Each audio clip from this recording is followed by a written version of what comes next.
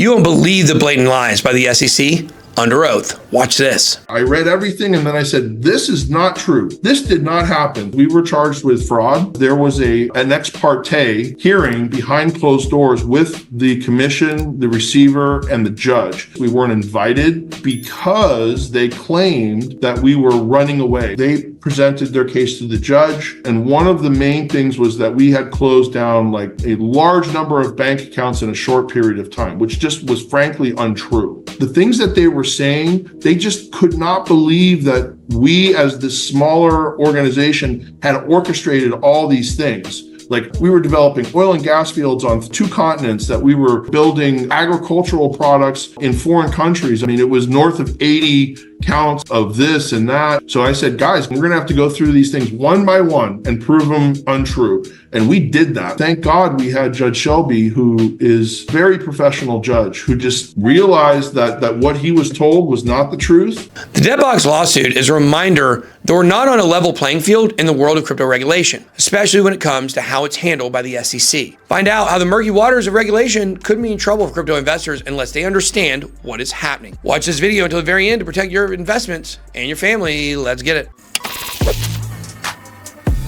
I'm not a financial advisor. Welcome to the channel. I'm your host, BitBoy. If you want to learn more about crypto and how to play the crypto markets, put yourself and your family in a better financial position, make sure to subscribe to the channel and hit the like button if you find value in this video. DebtBox, a company operating in the realm of real-world assets, or RWAs, attracted the ire of the Securities and Exchange Commission in 2023. The SEC, in an attempt to maintain its authority in the RWA space, a territory traditionally dominated by BlackRock, filed a lawsuit against DebtBox alleging fraudulent activities. However, the case soon unraveled, revealing a disturbing pattern of misconduct within the SEC itself. Shocking! The SEC's case against DebtBox was marred by lies and misrepresentations under oath, blatant attempt to bolster their position. They wanted to freeze company assets and tried to present misleading evidence to do it. Here's an overview of the 3 lies the SEC told in court. First, they claimed that DebtBox's node licenses were a sham, but this was not supported by evidence. What are they, Twitter trolls?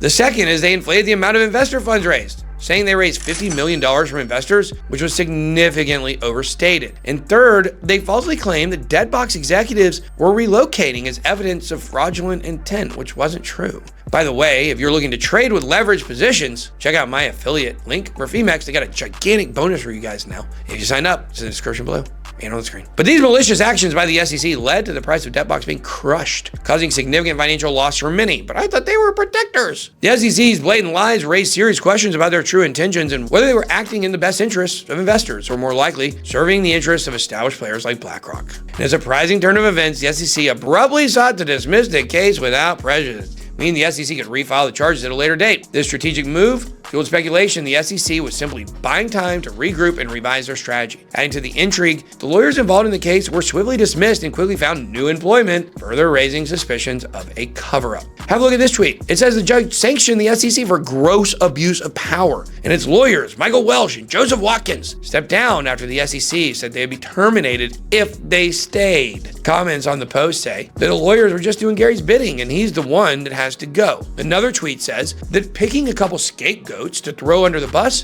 does not equate to real accountability. The judge found that the misconduct in DebtBox was not isolated to a couple individuals. There was pervasive misconduct demonstrating a pattern of organizational bad faith and broadly implicates the commission itself. And what that means is they were all in on it. The SEC office in Salt Lake City was shut down because of this case. And according to a CoinDesk article, there was significant attrition among the staff. And I don't think that means they were skinny. The number of regional branch offices of the SEC was reduced from 11 to 10. The SEC apologized, lawyers took the brunt, and the case was dismissed without prejudice. A qualifier that looks good from the outside, but it really means that the underhanded actions of the SEC against DebtBox might have only just begun. You got to be careful what backyard you play in. The concept of without prejudice and with prejudice is crucial in understanding the implications of the case dismissal. A dismissal with prejudice would have prevented the SEC from refiling the same charges, effectively ending their pursuit of DebtBox. However, the without prejudice dismissal leaves the door open for future action, which suggests the SEC may not have given up on their crusade against DebtBox. I'll never give up on my crusade for Jesus.